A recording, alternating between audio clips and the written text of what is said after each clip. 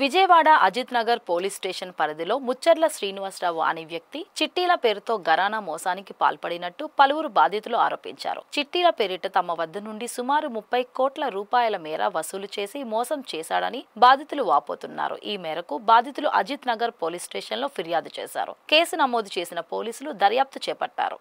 నా పేరు శ్రీకాంత్ అండి. సత్యనాపురంలో ఉండే ముచ్చర్ల శ్రీనివాస్ అనే అతని దగ్గర చీటేసాము.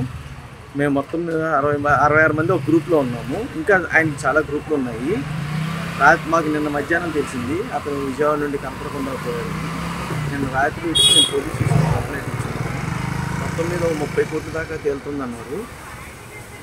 మాకు ఇంకా నేను స్టేషన్కి రమ్మంటే ఎస్ఐ గారిని కలవడానికి కానీ వచ్చాను. డబ్బులు మా చీటీనే, డబ్బులు చీటీనే. గోల్డ్ చీటీలు కూడా ఉన్నాయి అతనికి. గోల్డ్ వాళ్ళు చాలా మంది ఉన్నారు. తెలిసిందండి మాకు.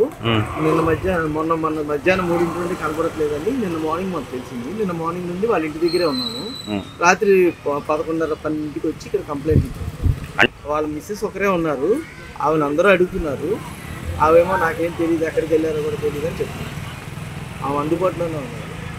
మొత్తం మీద 30 కోట్లు అంటున్నారు. మరి కొత్తగా మనకి తెలియదు. నాదైతే మాత్రం 5 లక్షలు చీటీ నెలగా 15,000 పెట్టేవాడిని. ఆ డబ్బులు వాటి కోసం తిరుగుతున్నాను.